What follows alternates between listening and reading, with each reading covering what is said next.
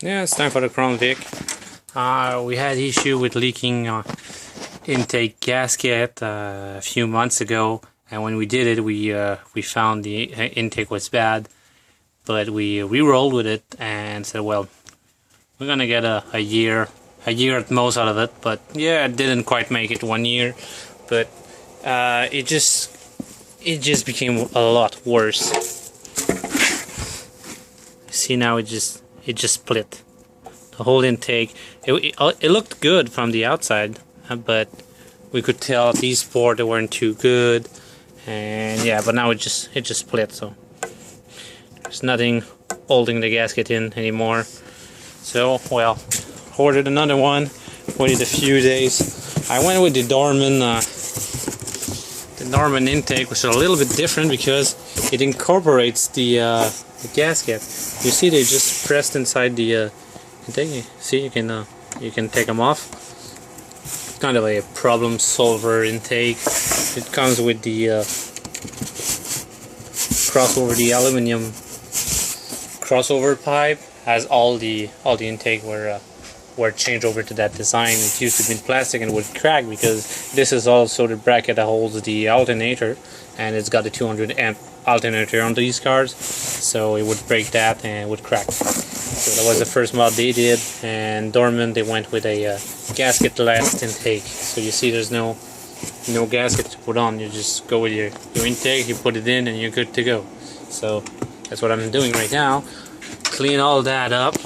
It's not perfect. I mean, there's quite a bit of a pitting around here, but it shouldn't be too bad for the gasket. I mean, there are really shallow little pits, maybe around of a silicone sealer, around those, and it should be fine. At the back there, they're pretty much perfect.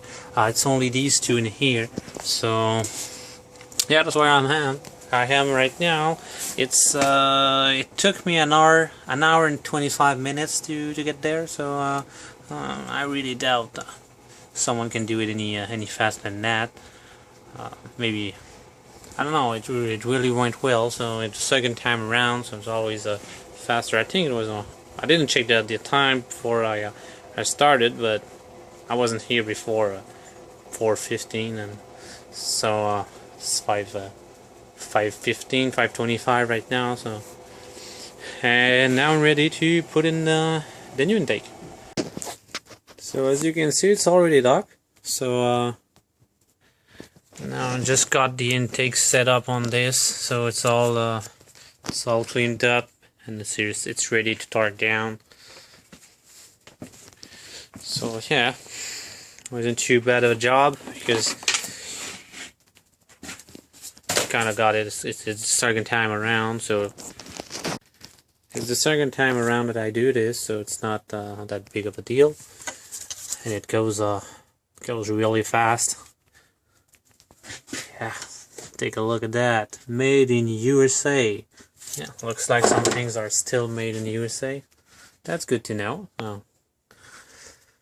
Well, yeah, I couldn't save the blanket. It's all falling apart, so I decided to go without it. So I don't know, maybe crap can get it down in there, but when I first took it out, there was a nest of mice, so I guess there's no more room for mice now. So I'm gonna keep gonna keep doing that and close everything back up, and it should be good. Yeah, it's a good engine. It's got 318, I believe. I don't remember, but I think it is. It's 319.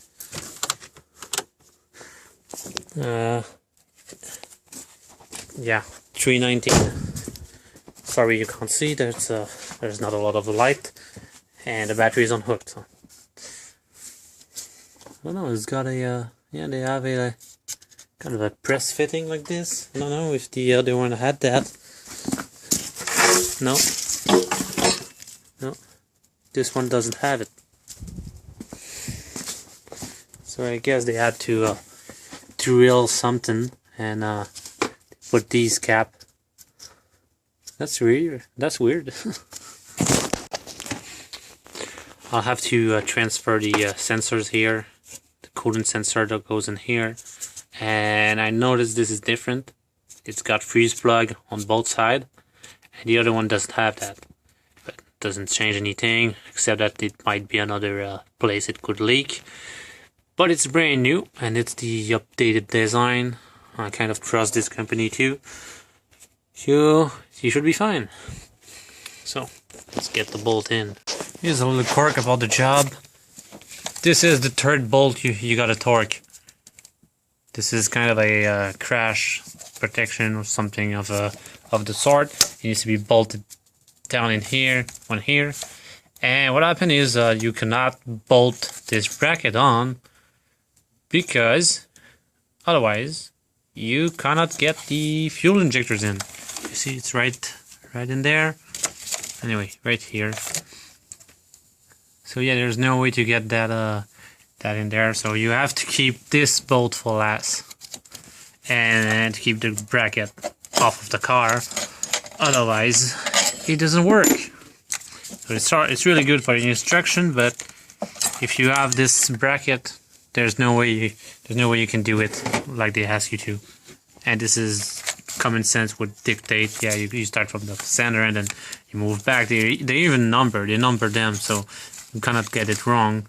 See, there's a 1, 5, so it's 1, 2, 3, 4, 5, 6, and so on. But there's no way to bolt that one down. So yeah, kind of a fail, but that's how their police interceptors are built. Maybe this bracket is not on the other models, so I don't know. So yeah, it's always interesting to see when they get it wrong. Or maybe it's just a regional thing. Maybe for Canada has it, but not the other ones. I don't know. But that's the way she goes. There we go. I chose to go the route of putting the injectors and fuel rail first. The only thing it will do and cause is putting my cores on this side will be a little bit harder because these are not. There's no insert in those. So you have to pretty much create your own threads, just like these ones here.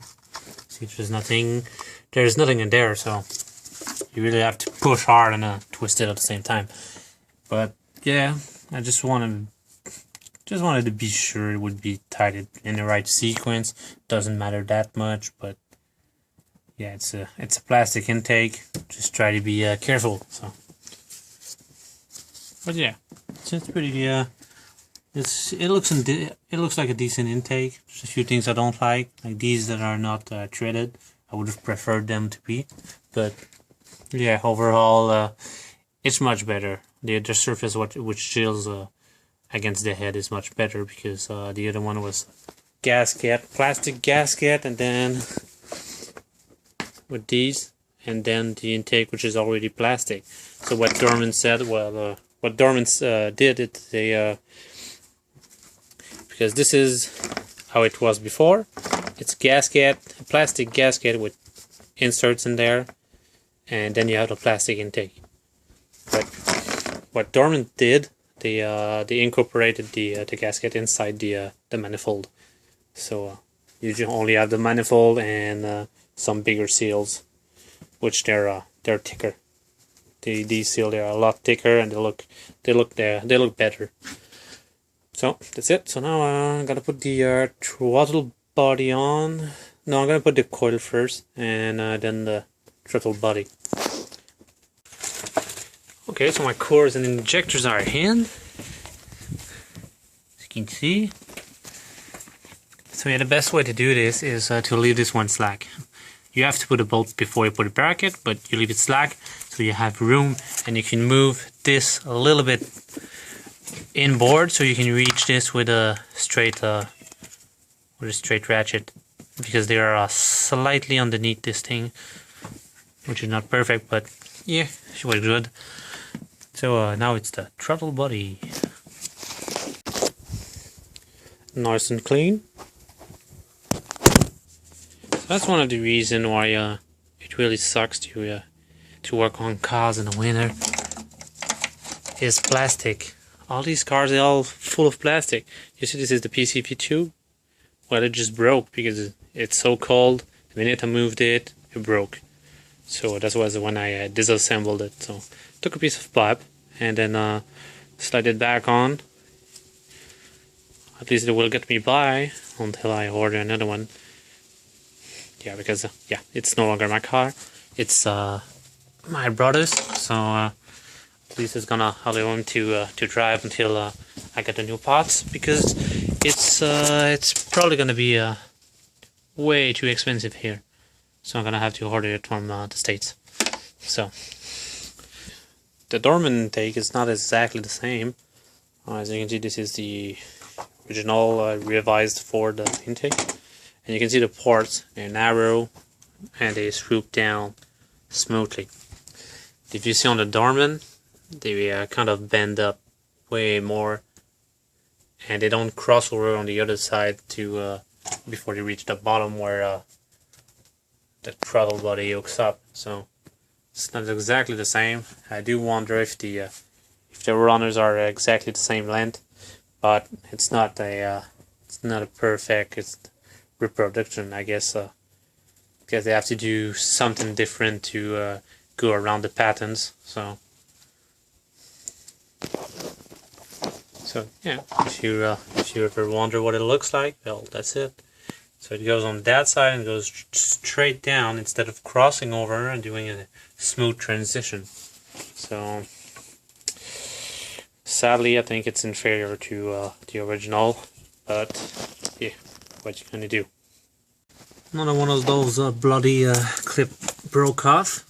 That little yellow one in there, well, it broke. It's too cold to work on cars. So put a tie wrap around it and then pulled it here so that the tube wouldn't slip off. But then it would slip from here and go that way. So I put another one this way. So anyway, always remember to trim your tie wraps, because every time you don't trim your tie wrap, God kills a kitten. It looks happy, so I'm just bleeding off the air. That's a cool added bonus.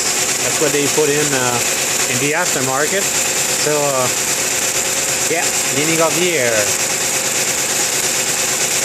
It would probably bleed itself when we drive it, but might as well get as much of it out now.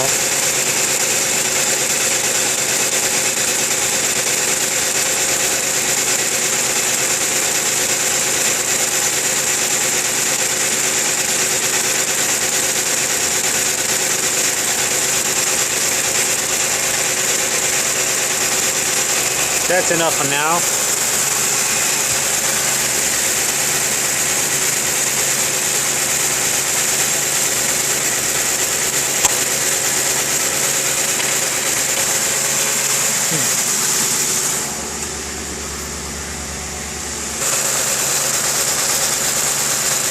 How smooth is it?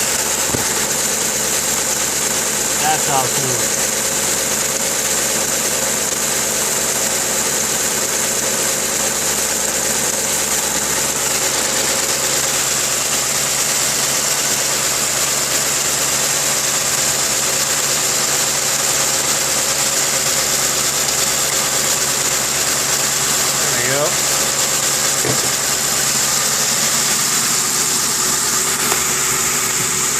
So it's done.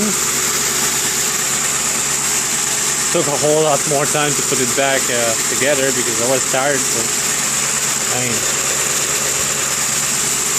I don't wake at 10 o'clock.